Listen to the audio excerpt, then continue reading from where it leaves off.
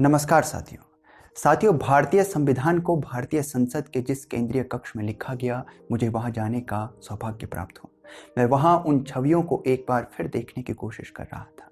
वहीं डॉक्टर भीमराव अंबेडकर जी, जवाहरलाल नेहरू जी, गोविंद बल्लभ पंत जी, सरदार वल्लभ भाई पटेल जी, राजेंद्र प्रसाद जी और ऐसे कई जननायक जिन्होंने अपने अथक प्रयत्न और प्रयासों से भारत के संविधान की रचना की, जो आज भी अपनी रचना के कई वर्षों बाद तक भारत को श्रेष्ठ भारत की दिशा में पथ प्रदर्शित कर रहा है। और उन्हीं के प्रयासों और प्रयत्नों का फल है कि आज हम 26 नवंबर संविधान दिवस मना रहे हैं। साथियों, भारत में अनेक प्रकार की विचारधाराएं हैं, अनेक किस्म के लोग हैं और इस वजह से विवाद भी हैं।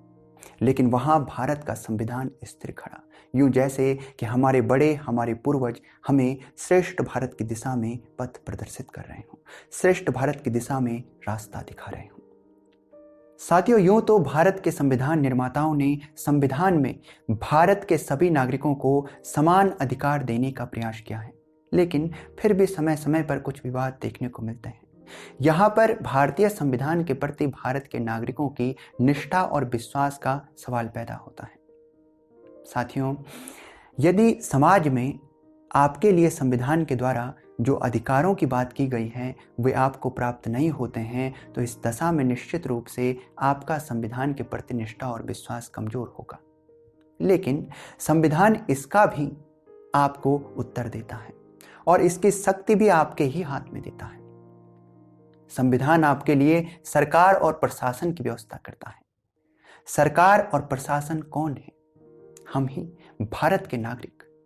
भारत के नागरिक ही सरकार और प्रशासन के लिए जिम्मेदार भी हैं और उसका अंग भी हैं। सरकार कौन है?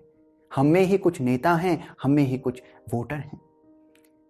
प्रशासन कौन है? हम में ही कुछ लोग कागज लेकर सरकारी कार्यालय में जाने वाले हैं और हम में ही कुछ लोग उस कागज पर हस्ताक्षर करने वाले अधिकारी हैं। यानी हम ही, भारत के नागरिक ही यह सब हैं। तो संविधान भारत के नागरिकों के हाथ में ही संपूर्ण शक्ति देता है। संविधान की शक्ति भारत के नागरिकों से शुरू होकर भारत के नागरिकों तक ही है। तो साथियों, इस प्रकार से अति आवश्यक है कि भारत के नागरिक संविधान के प्रति जागरूक हों, अपने अधिकारों के प्रति जागरूक हों। इस दशा में एक अच्छी सरकार और एक अच्छे प्रशासन को हम जन्म दे पाएंगे। जब यह होगा, जब एक उत्तरदायी सरकार, एक जवाबदेह सरकार हर प्रकार से, और एक प्रशासन अच्छा हम इस देश में स्थापित कर पाएंगे, इस दशा में निश्चित रूप से भारत के संविधान को मजबूती मिलेगी। और भारत के संविधान को यदि मजबूती मिलेगी तो उससे भारत और अधिक मजबूत होगा, भारत की एकता को मजबूती मिलेगी।